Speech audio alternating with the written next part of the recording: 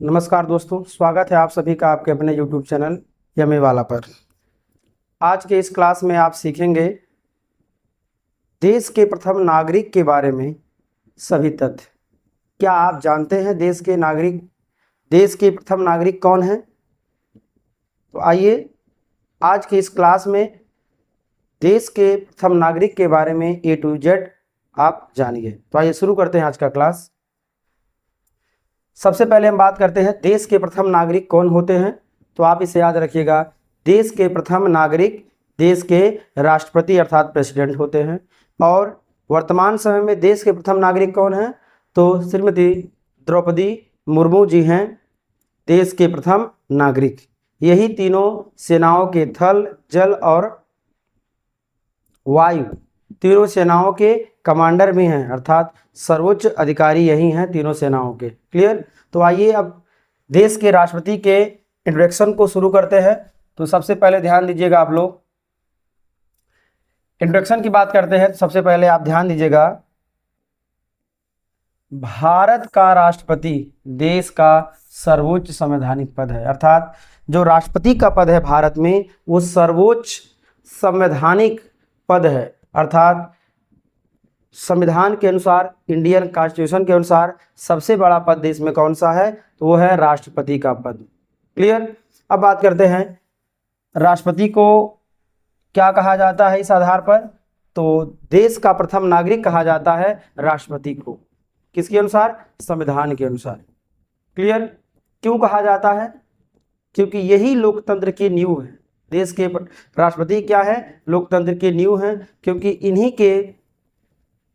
इन्हीं के सहयोग से अगर संविधान में कुछ संशोधन होता है तो इनकी अनुमति से ही हो सकता है।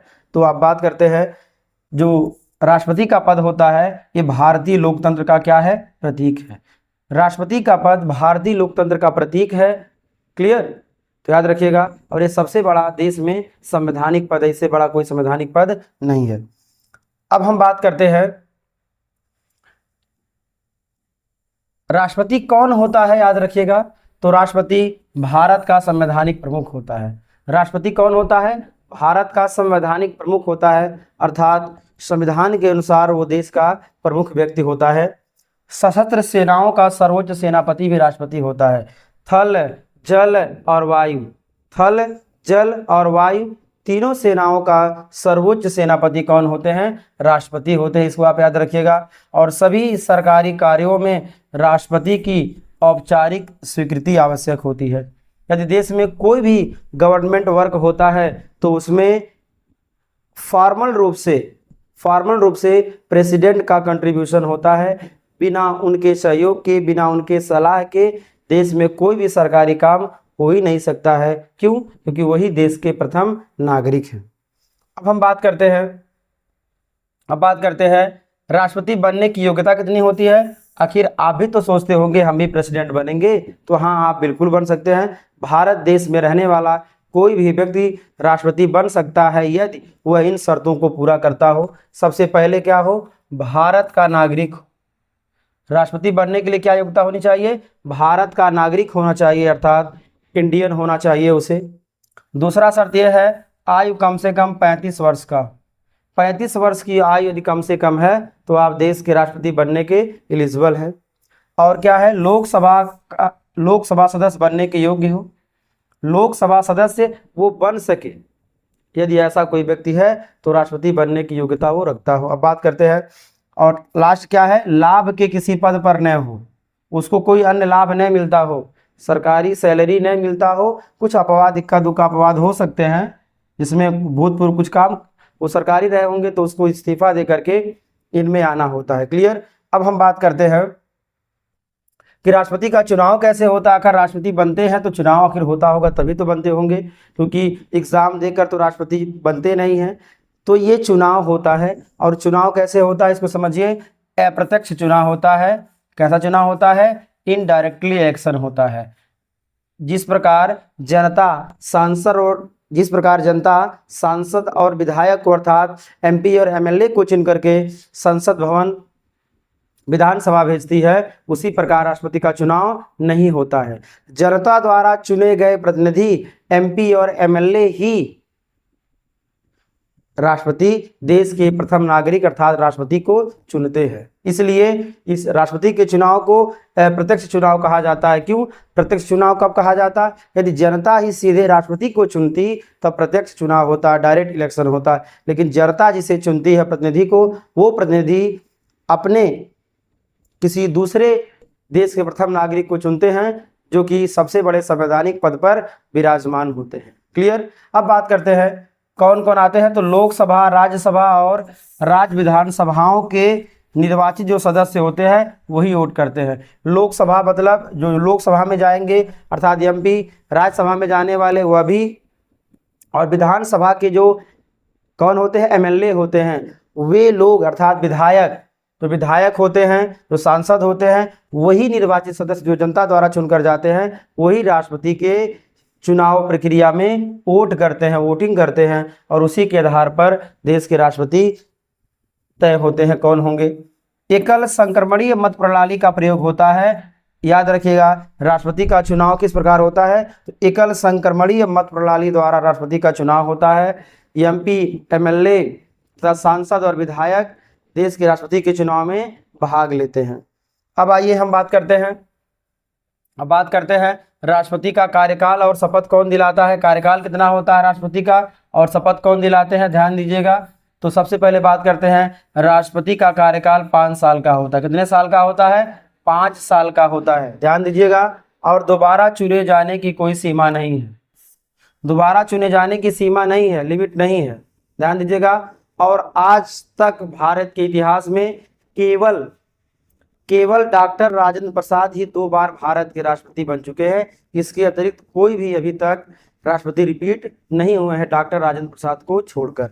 अब बात करते हैं देश के प्रथम नागरिक जब बनते हैं तो उन्हें शपथ कौन दिलाता है, तो भारत के चीफ जस्टिस ऑफ इंडिया अर्थात CJI, chief justice of India अर्थात भारत के मुख्य न्यायाधीश के समक्ष शपथ दिलाई जाती है किन्हें, राष्ट्रपति को। अब आइए हम बात करते हैं राष्ट्रपति के प्रमुख कार्य क्या हैं, अर्थात इस दुनिया में प्रत्येक व्यक्ति का कोई ना कोई कार्य होता है। तो देश के प्रथम नागरिक राष्ट्रपति हैं, तो उनका क्या कार्य है, तो इसको समझिए। सबसे पहला कार्य क्या है, संसद का उद्घाटन व विधेयकों पर हस्ताक्षर करते हैं।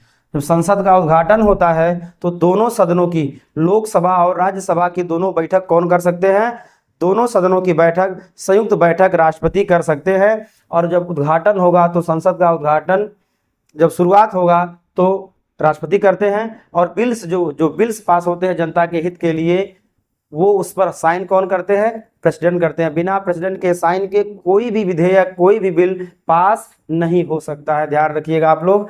और बात करते हैं दूसरा काम क्या है, प्रधानमंत्री व अन्य मंत्रियों की नियुक्ति करते हैं। देश के राष्ट्रपति का दूसरा काम क्या है, प्रधानमंत्री और अन्य मंत्रियों की नियुक्ति करते हैं। लेकिन ध्यान रखिएगा लोकसभा के बहुमत दल नेता को ही प्रधानमंत्री चुना जाता है। तो राष्ट्रपति बस जिस बहुमत दल के नेता जिस नेता को चुनेंगे राष्ट्रपति उनको प्रधानमंत्री चुन लेते हैं, उनकी नियुक्ति करते हैं मंत्रियों की।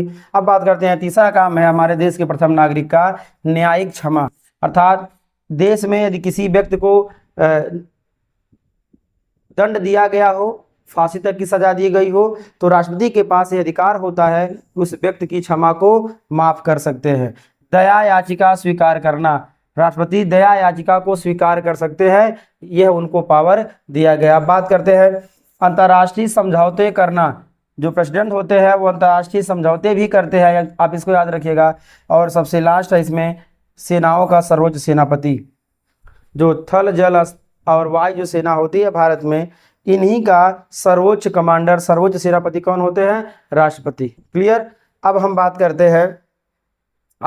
करते हैं राष्ट्रपति को कैसे हटाया जा सकता है। तो ध्यान दीजिएगा, यदि राष्ट्रपति देश के संविधान के खिलाफ चलते हैं और जनता के अनहित में काम करने लगते हैं तो महाभियोग द्वारा उनको हटाया जा सकता है। ध्यान दीजिएगा, संविधान उल्लंघन पर संविधान की धज्जियां उड़ाते हैं तो महाभियोग लगाकर उन्हें हटाया जा सकता है, महाभियोग लगाया जा सकता है। और कैसे होगा, संसद के दोनों सदनों द्वारा विशेष प्रक्रिया होती है और 2/3 बहुमत आवश्यक होती है।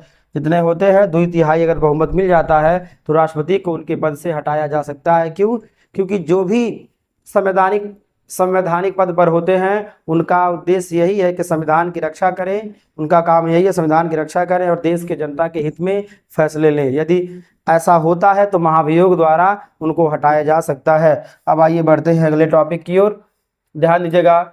अब हम बात करते हैं राष्ट्रपति भवन व सुविधाएं। तो राष्ट्रपति कहाँ रहते हैं? तो राष्ट्रपति भवन में रहते हैं। और राष्ट्रपति भवन कहाँ है? याद रखिएगा, नई दिल्ली में है, भारत की राजधानी जो कि है। तो राष्ट्रपति कहाँ रहते हैं? राष्ट्रपति भवन में रहते हैं, जो कि कहाँ है? भारत के दिल अर्थात भारत की राजधानी नई दिल्ली में है। अब बात करते हैं, इन्हें विशेष सुरक्षा भी दी जाती है क्योंकि देश के प्रथम नागरिक हैं, तो इनको सुरक्षा अवश्य प्रदान की जाती है और इनके लिए अलग से स्टाफ होता है, वाहन की सुविधा होती है, आप इसे याद रखिएगा। अब बात करते हैं, इनको जब ये रिटायर होते हैं तब इनको क्या फायदे होते हैं उनके? तो कार्यकाल बाद इन्हें पेंशन मिलता है। कार्यकाल बाद भारत के राष्ट्रपति को पेंशन दिया जाता है, क्लियर। आवास दिया जाता है, सरकारी आवास दिया जाता है उन्हें और अन्य सुविधाएं दी जाती हैं और सम्मान जो आजीवन उन्हें मिलेगा वो अलग की बात है। इस प्रकार देश के राष्ट्रपति बनने में क्या फायदा है?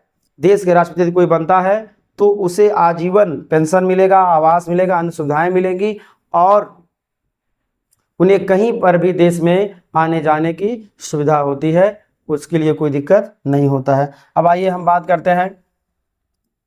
करते हैं प्रमुख राष्ट्रपति कौन कौन भारत के हुए हैं। तो जो चर्चित जो विश्व प्रसिद्ध राष्ट्रपति हुए हैं या कुछ ऐसे राष्ट्रपति जो अन्य की तुलना में कुछ विशेष हैं उनके बारे में हम बात करते हैं। तो याद रखिएगा, भारत के प्रथम राष्ट्रपति कौन थे? तो याद रखिएगा डॉक्टर राजेंद्र प्रसाद। डॉक्टर राजेंद्र प्रसाद भारत के प्रथम राष्ट्रपति थे और ये पहले राष्ट्रपति थे और ध्यान दीजिएगा ये 2 बार चुने भी गए थे। भारत के कौन से ऐसे राष्ट्रपति हैं जो 2 बार चुने गए? तो डॉक्टर राजेंद्र प्रसाद। ये कहाँ से थे? याद रखिएगा, जो भारत का जो सबसे गरीब राज्य है बिहार, आज का जो भारत का सबसे गरीब राज्य है बिहार, उसी गरीब राज्य बिहार से ही देश के पहले प्रधानमंत्री आए थे, क्लियर। इस बात को आप याद रखिएगा। तो इसलिए कमजोर अगर कोई है तो इसका मतलब हुआ वहीं से सबसे बहादुर ही निकलता है। देखिए, राज्य आज का बिहार बहुत गरीब है लेकिन उस टाइम पर देश के पहले राष्ट्रपति कहाँ से थे? बिहार से थे, आप इसको याद रखिएगा। आप बात करते हैं APJ अब्दुल कलाम के बारे में, जिन्हें मिसाइल मैन ऑफ इंडिया कहा जाता है और ये वैज्ञानिक थे और मिसाइल मैन भी थे, याद रखिएगा। ये भी विश्व प्रसिद्ध है जिन्होंने अग्नि मिसाइल, नाग मिसाइल, त्रिशूल मिसाइल बनाया। अब बात करते हैं भारत के वर्तमान राष्ट्रपति कौन है? तो यह हैं द्रौपदी मुर्मू जी हैं और ये पहली आदिवासी महिला राष्ट्रपति हैं। ध्यान दीजिएगा, ये पहली आदिवासी महिला राष्ट्रपति हैं। इसके अतिरिक्त ध्यान दीजिएगा, पहली महिला राष्ट्रपति कौन है? इसको भी आप याद रखिएगा। पहली महिला राष्ट्रपति कौन है? क्या आपको पता है? यदि आपको पता है तो आप कमेंट बॉक्स में कमेंट करें। कौन है? श्रीमती प्रतिभा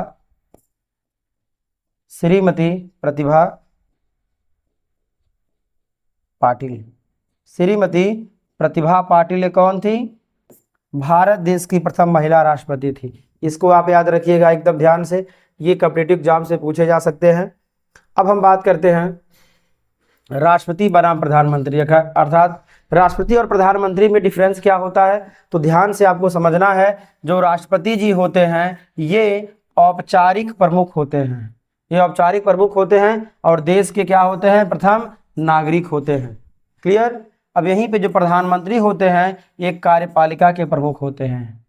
प्रधानमंत्री किसके प्रमुख होते हैं? कार्यपालिका के प्रमुख होते हैं और ये असली सत्ता इन्हीं के हाथ में होती है। प्रधानमंत्री के हाथ में क्या होती है? देश के शासन व्यवस्था की चाबी होती है और कार्यपालिका के प्रमुख होते हैं। लोकतंत्र का जो एक पावदान है कार्यपालिका, इसके प्रमुख होते हैं और असली सत्ता इन्हीं के हाथ में होती है। यही कारण है कि देश के प्रधानमंत्री को देश का नायक कहते हैं।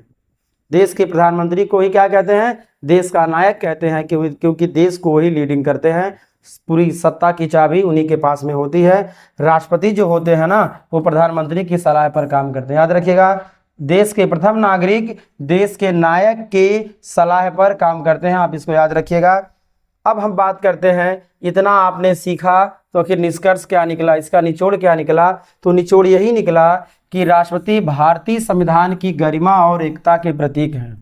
ध्यान दीजिएगा, जो देश में राष्ट्रपति का पद है वो भारतीय संविधान की गरिमा और एकता का प्रतीक है, अर्थात राष्ट्रपति ही देश की गरिमा और संविधान की रक्षा कर सकते हैं। कोई भी इन्हें ध्वस्त करता है, छेड़छाड़ करता है, राष्ट्रपति के पास ये पावर होता है कि संविधान में कोई भी परिवर्तन न होने दें। संविधान में कोई परिवर्तन होता है तो राष्ट्रपति उसको रोक सकते हैं, उस पर साइन नहीं करेंगे तो कोई भी बिल पास नहीं होगा और कोई भी नया कानून बनकर हमारे समाज में नहीं आएगा। याद रखिएगा, ध्यान दीजिएगा, राष्ट्रपति का पद सिर्फ नाम मात्र का नहीं है, याद रखिएगा, बल्कि लोकतंत्र की नींव है। प्रेसिडेंट का जो पद है वो क्या है? लोकतंत्र की नींव है। यदि डेमोक्रेसी बरकरार है तो समझिए राष्ट्रपति की बदौलत। यदि कोई भी छेड़छाड़ होता है संविधान के साथ तो राष्ट्रपति उसको रोक सकते हैं। राष्ट्रपति के साइन से ही, राष्ट्रपति के सलाह से ही देश में कोई भी कानून, कोई भी सरकारी कामकाज शुरू होता है। क्लियर? तो आप आज ये जाना कि देश के प्रथम नागरिक कौन होते हैं। ऐसे ही इंटरेस्टिंग फैक्ट और देश से संबंधित सभी तथ्यों को जानने के लिए जुड़े रहिए मेवाला के साथ। आज के लिए बस इतना ही। Thanks for watching my video.